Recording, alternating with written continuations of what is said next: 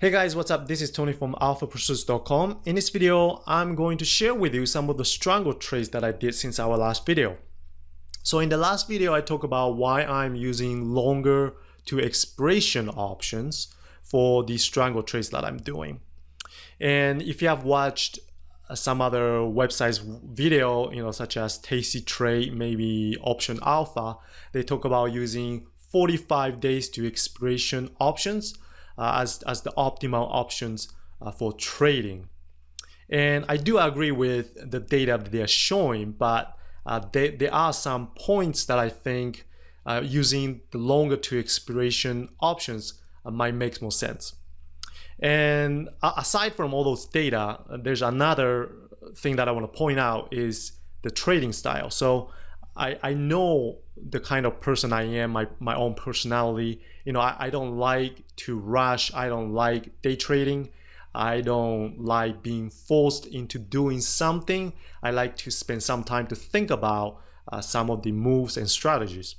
So using longer time to expiration options allow me to do that because I don't have to roll over some of the positions that I have when they go against me.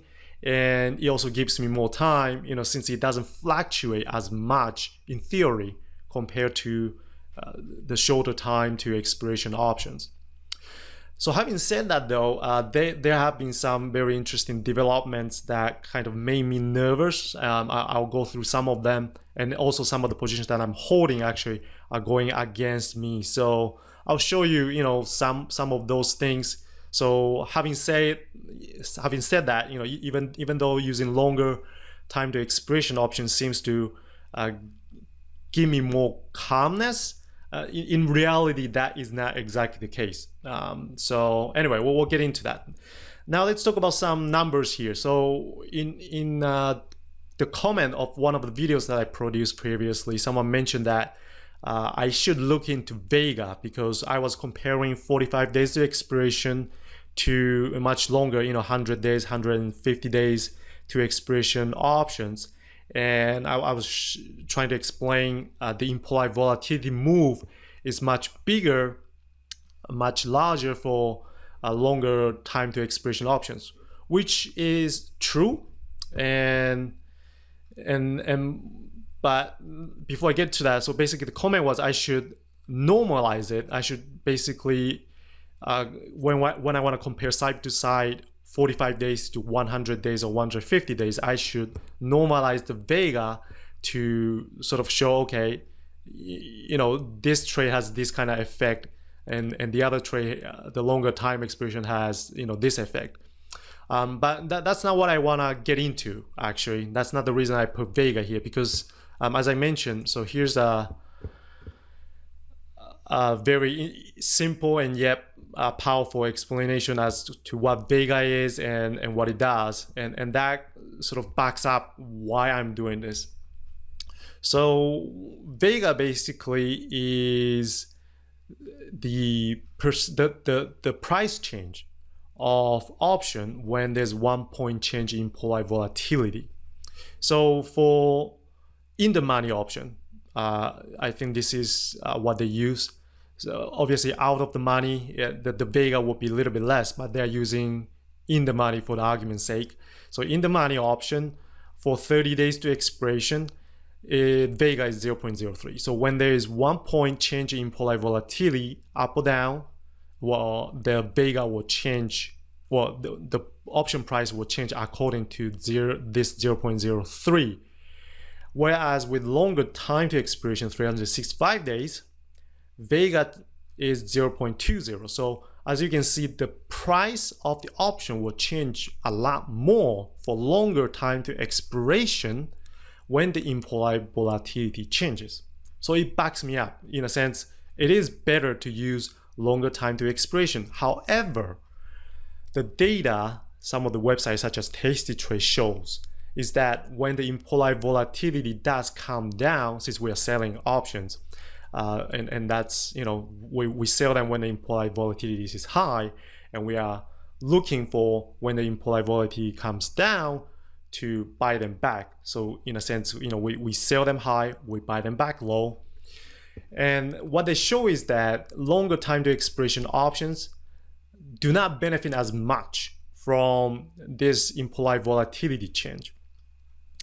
One argument though I want to make is because they're using indices and they are not using individual stocks. Indices tend to have a lot less Vega, so they don't move as much and they don't vary as much as individual stock. And that comes back to the point why I'm collecting this. So as you can see, some of the stocks that I traded, Tesla, it has 0.76 for this November expiration Vega option. It has 0.76 Vega. And then here's another one here, RCX 0.34, and then Nvidia 0.42. So some of the stocks that have really high Vega, and so when they move in and out of money, in fact, that's what happened with AOI. It went all the way against my defined price range. As you can see, 95 and 40 actually went all the way up to 90, 95, close to that range. And so the Vega of that core option actually increased substantially. And then eventually actually dropped down to where I would like it to be, and I ended up getting out and made a profit out of it. So it seems like doing longer time to expiration option trade makes sense for stocks with large Vega. So stocks that are moving a lot, it probably makes sense to use longer time to expiration. But for the shorter time duration, I mean for the stock with smaller Vega, it seems it makes more sense to use shorter time to expiration, such as 45 days to expiration options. And we'll move on to the graph so I can show you some of those numbers that I just talked about. But that is sort of my initial finding here based on the data that I have. And so this is a very good segue where we can move on to the next section. But just to show you, even without thinking about what we just talked about, and in fact, there's one experiment here I did use CAR. I used two different expiration here. One is August, one is January. And the strategy that I have is I like to get out at 35% to the maximum profit. So when I set up the trade, I recorded that number, and then I use that maximum profit number and calculate how much 35% would be, and I will set up the exit point based on that. But as you can see, P&L, the actual P&L is different from it because of course there's the transaction cost, and then depending on the situation, sometimes I do get out a lot earlier than when it reached 35%. It really depends on case by case. But as you can see, ROI is pretty good, return on investment. So I'm doing that calculation based on the margin requirement.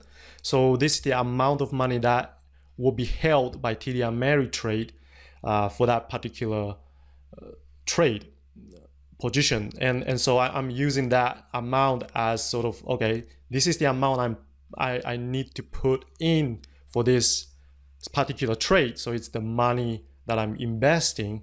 Based on that, how much I'm making in the end.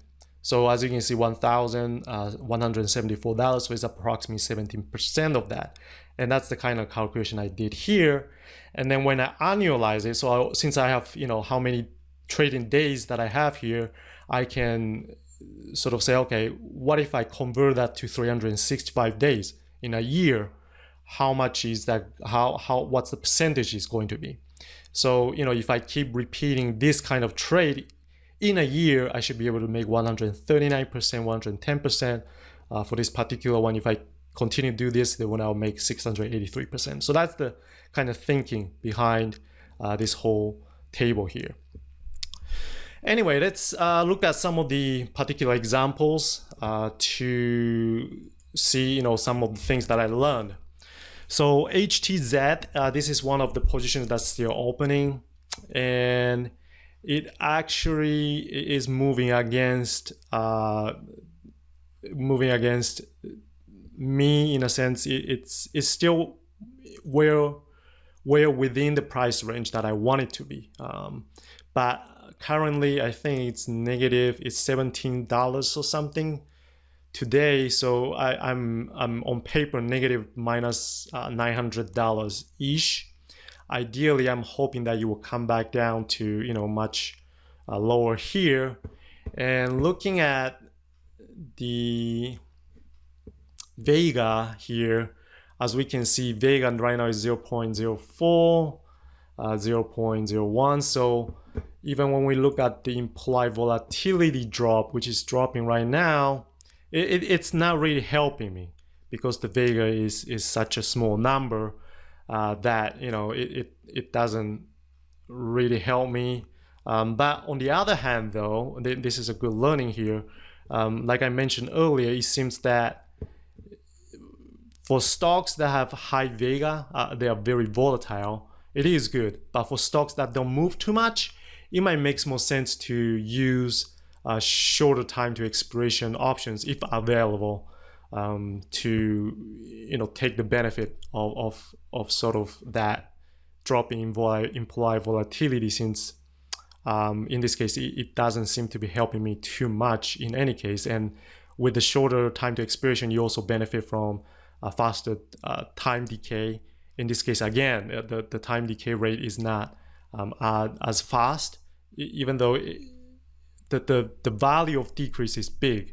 But when you look at the overall picture, that's why Tasty Trade is saying 45 days to expiration is the best, because a lot of time these kind of things could happen. But again, coming back to the personal preference and personal style, I don't like to adjust. I really don't like to adjust that often some of the positions. So this works perfect for me. I can just sit here and wait. One thing I'm gonna wait obviously is for the implied volatility to drop down a little bit more and see where the price is going to be. And it has been going up and down. So I'm hoping that HTZ will eventually come back to sort of the range where I want it to be, and we can actually quickly even sort of see what it will look like when the implied volatility drop down a little bit more. So right now it's at 17, and you can see if it drops down, say another 5% or 10%, right here you can see the number that it's really gonna help me a lot. And also if the price drop down, then very quickly it could move into the positive territory. So it's not a bad thing. I'm just gonna let this sit and see what's gonna happen. Now let me show you a bad one though. This one is pretty painful. Let me pull that up here. It is still opening. The position is still open, and it moved completely against me. And I should learn from my previous experience, because I have already traded this one once before, and that stock is Yelp.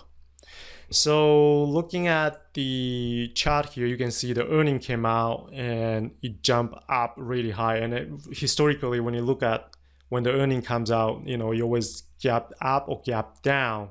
So I should have learned from my previous experience. It happened before to me. I think I lost some money in one of these earning trades, but again, I'm trying out this sort of longer time to expiration option trades. So this is a very good experience. So let's take a look what happened here. So basically it went up, the implied volatility dropped down to about half, now it's at 43, 42 percentile. And when we look at the actual risk profile, so right now it's 41, 55, something like that. So you can see, clearly it is almost at the edge of it, even though there's still a long time to go until expiration. And when we look at the implied volatility, why is it already dropped? So if we had stayed within the range, you can see I don't make too much, even though the implied volatility dropped 50%. And again, this is the kind of data that Tasty Trade has shown with the longer time to expiration options. A lot of time, when the implied volatility drops, it doesn't really help. But again, let me just quickly check here. The Vega was pretty high, actually 0.13, so it wasn't too bad. So again, I guess there are several factors in play, time value, and also how much it moved before and after. And so right now, when we look at the actual Vega value here, very quickly for the options, 0.02, because it's out of money, 0.11. So if this moves back, I think I'm gonna benefit quite a bit because of this 0.11. So if the implied volatility drops and then the price moves back to where I want it to be, there's a good chance that I will come out okay with this one. But in any case, this is the current situation. It's pretty big paper loss right now. We'll see what happens. And one more, I want to show you one more, which is one of these guys here, AA. Let's do AOI. So this was a big one, and it really went against me. I don't have that trade anymore because I closed it down. But all I can show you is that how much of the price I actually moved. So this is when I got in. It was around $60. It went all the way up more than 100. So went beyond the price range that I set up, and then it dropped back down, and that helped to let me get out with the profit target that I wanted to be because of the drop in volatility, because it went back down to the price I was hoping that it would be, and so on and so on. So once again, if I have had done this, with the shorter time to expiration, I might not have come out okay, but because I use a longer time to expiration, it allowed me to sort of sit back and relax a little bit, say, okay, right now it's this high, but it's probably not likely gonna stay that high forever. That was my thinking.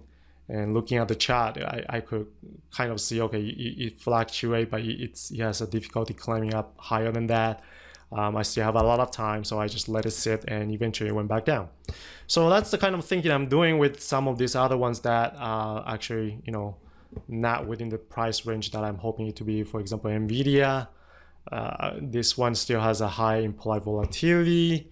And looking at the risk profile, so right now it's 170 something, yeah, negative few $100. But again, I have such a wide price range, and I still have a lot of time to expiration. So even if it comes up here, I don't need to worry about getting assigned that much, and I'm just gonna sit and wait. And in the meantime, I'm gonna benefit from drop in implied volatility and also the time value decay.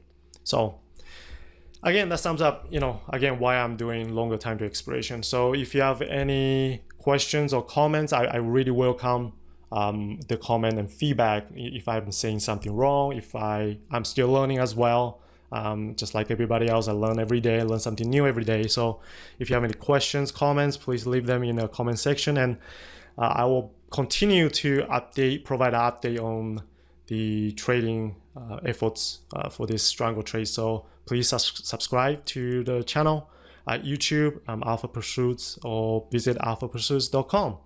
So thank you very much, and I'll see you in the next video.